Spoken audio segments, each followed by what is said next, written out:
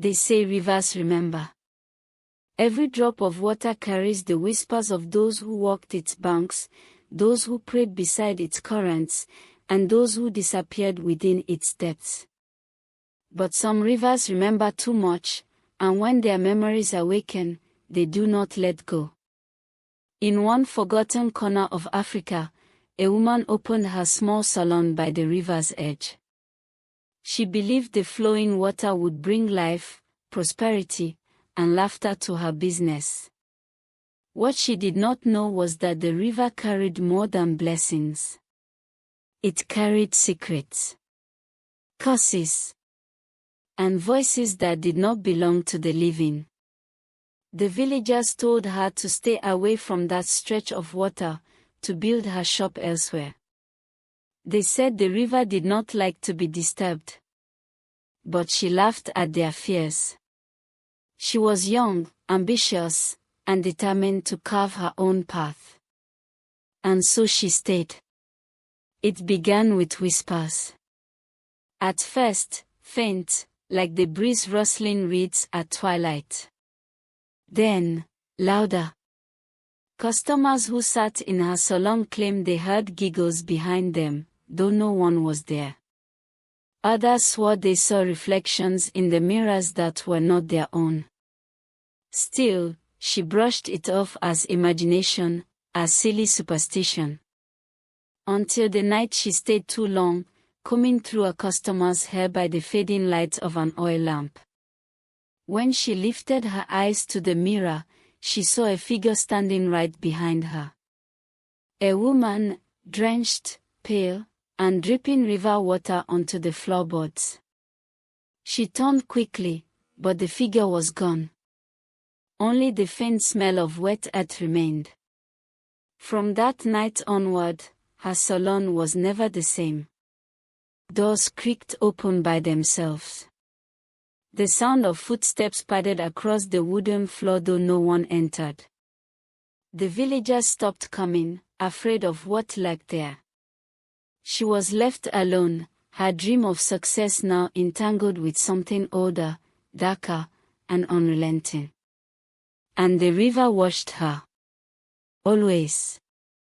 Its black surface reflecting not just her face, but something else moving just beneath the waterline. Something waiting. What happens when your greatest ambition becomes the doorway to your worst nightmare? What happens when a river remembers too much, and chooses you to pay its price?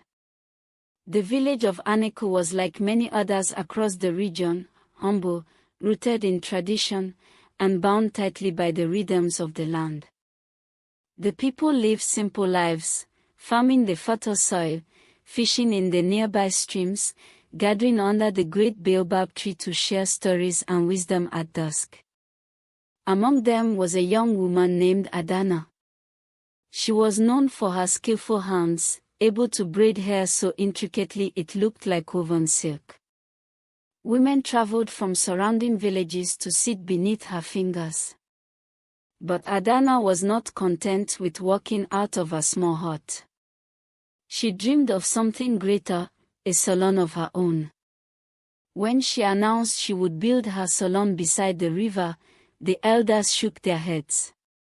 The river was not ordinary. They called it Ọdọ Mmụọ, the river of spirits. Generations had respected it, feared it, and offered sacrifices by its edge. Children were warned not to play too close. Fishermen avoided it after dark. Strange lights sometimes flickered over its surface at night, and too many people had vanished in its waters without a trace.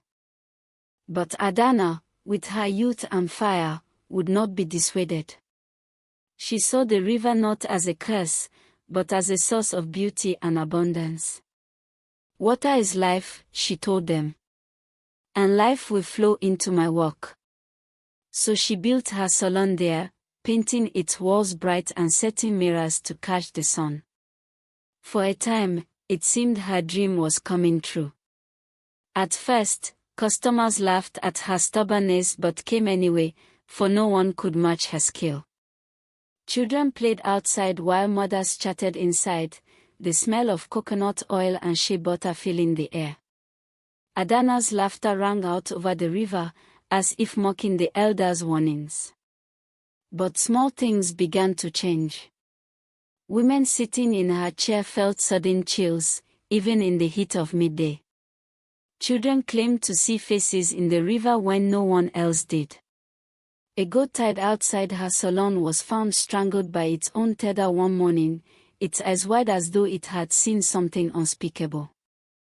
Adanna's cousin, who often helped sweep the salon, whispered that she felt unseen hands brushing against her when she bent down to clean.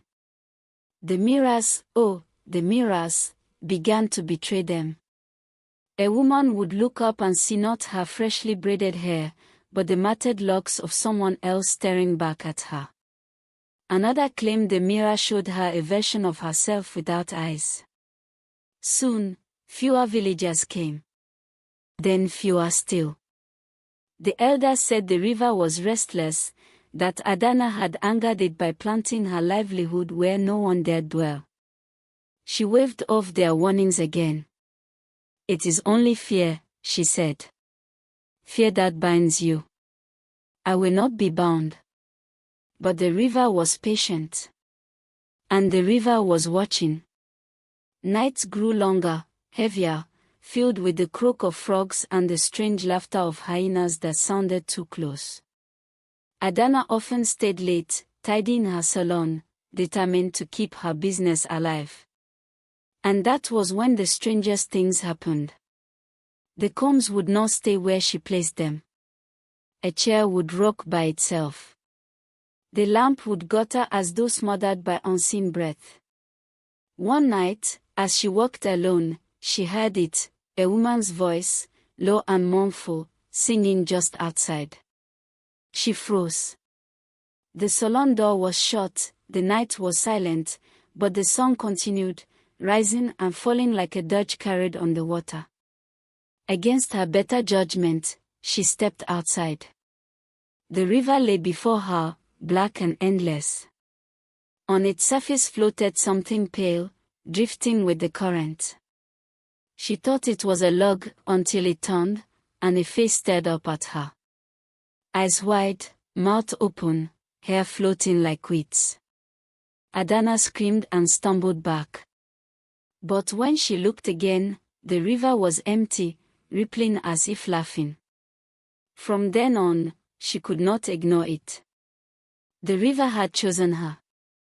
Its whispers filled her nights, its shadows crept into her mirrors, its chill clung to her skin. She began to dream of drowning, of hands pulling her beneath the water while voices chanted her name. Customers stopped coming entirely. Her salon stood empty, except for her and the unseen guests that refused to leave. But the river was not done yet.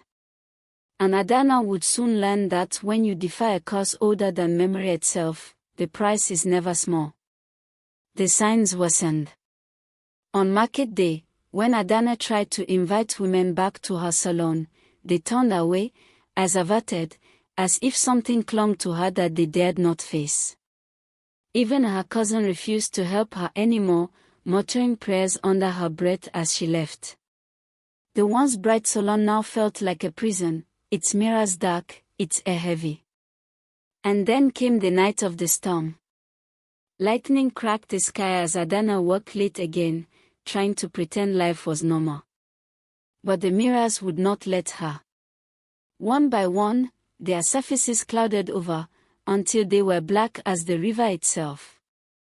Then faces began to appear in them, faces of women she had never seen, their eyes hollow, their mouths moving in soundless screams.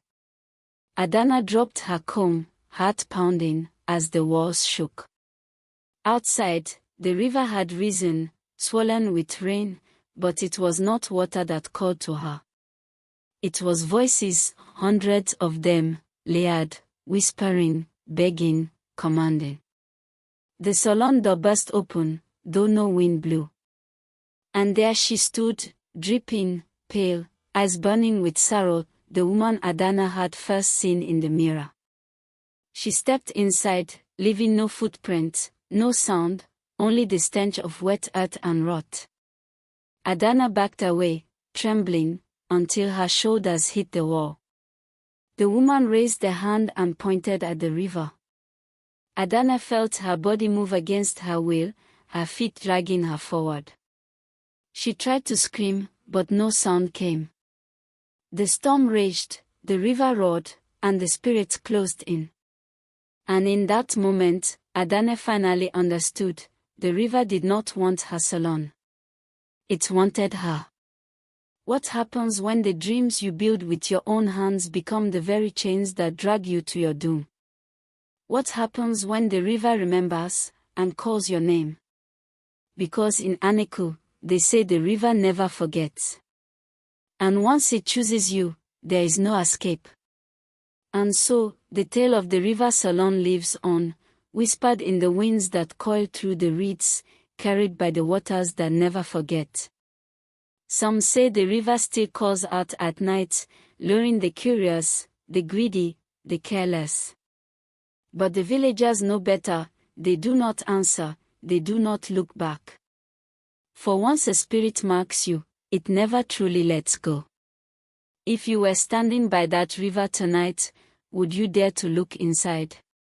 Thank you for journeying with me into another terrifying African folktale. If this story gripped you, don't forget to like, share, and subscribe so you never miss the next haunting tale. And remember, sometimes, the scariest stories are the ones that begin with ordinary choices. Until we meet again in the shadows, stay safe, stay wary, and never ignore the whispers of the night.